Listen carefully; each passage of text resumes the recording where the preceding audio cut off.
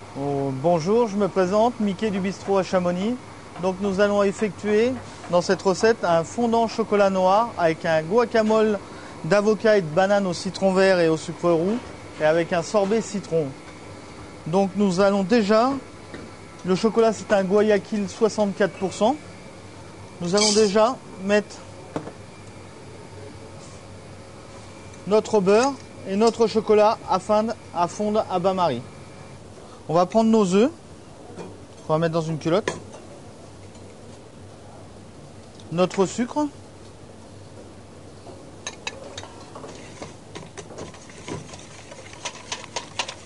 et on va les blanchir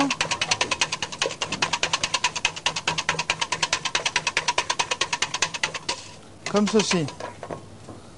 Voilà. Alors une fois que nos chocolats sera fondu, on le mélangera à nos œufs. Tu as Philippe, non? En attendant, on va préparer notre guacamole. Donc notre guacamole.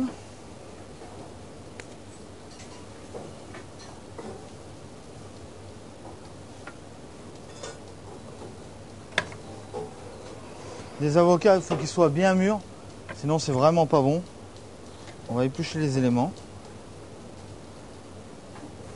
Voilà. Pas bon.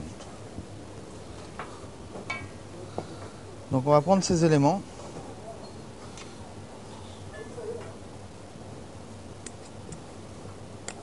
Et on va écraser. Juste à la fourchette comme ceci au départ. L'avocat d'abord. Une fois que l'avocat est écrasé très légèrement comme ceci, on va prendre un citron vert qu'on va presser dans l'avocat pour amener une bonne touche d'acidité dedans,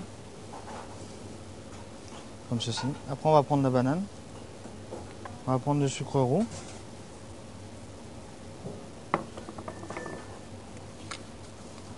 On va vraiment écraser. Il faut qu'on retrouve des morceaux dedans. Donc c'est pas la peine d'aller mettre un coup de mixeur ou des choses comme ça. Le mieux c'est vraiment de...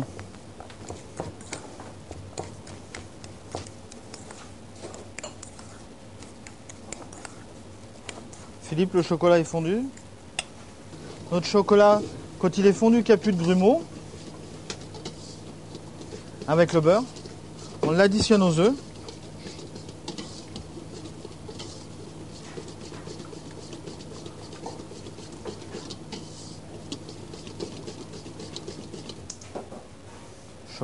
Le chocolat est fondu. Les œufs ont été blanchis donc avec le sucre.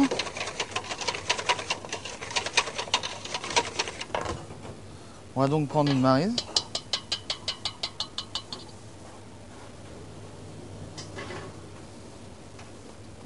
On additionne donc le chocolat fondu.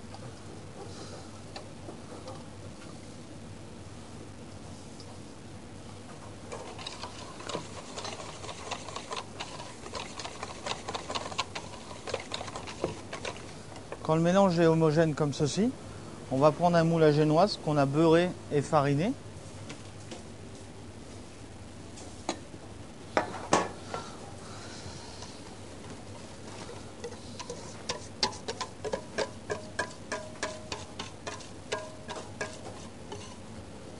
Et on va le cuire environ 20 minutes à 180 degrés. Faut le cuire un peu à l'avance quand même parce que sinon il est très délicat à tailler, donc il faut bien qu'il se repose au moins une heure, une bonne heure. On peut l'envoyer pas froid, par contre il faut le cuire une heure et demie avant le repas. Donc on va enfourner ce gâteau dans le four. Il y en a plein partout. Voilà. Donc maintenant notre gâteau a cuit environ une vingtaine de minutes. On l'a laissé reposer une bonne heure. Il est encore un petit peu tiède. On va juste tailler délicatement avec un couteau qui...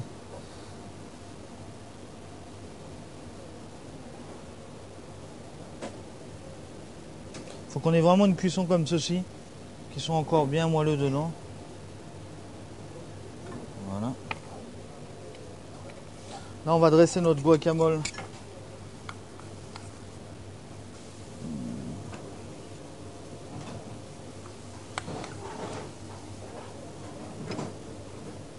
On est juste à côté, on aurait pu le mettre sur l'assiette, mais comme ça, les invités peuvent faire leur mélange eux-mêmes. On a une petite sauce chocolat.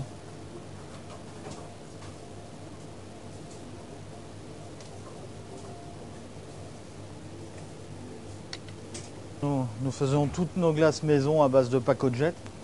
Donc, on a quelque chose de très onctueux. Voilà.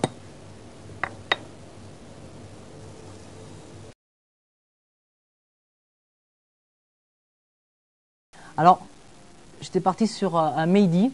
On est sur un 100% Tanat. On est sur la commune de Madiran.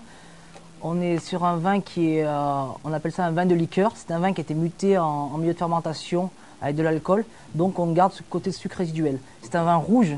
C'est pour ça que ce qui est intéressant, c'est de travailler ce côté un peu tanin avec le chocolat qui se marie très bien parce qu'on a toujours l'habitude de mettre des bagnoles, des moris. Là, je voulais trouver un autre style de vin qui est beaucoup moins connu et qui s'accorde également aussi bien. Je vais vous faire voir la bouteille également.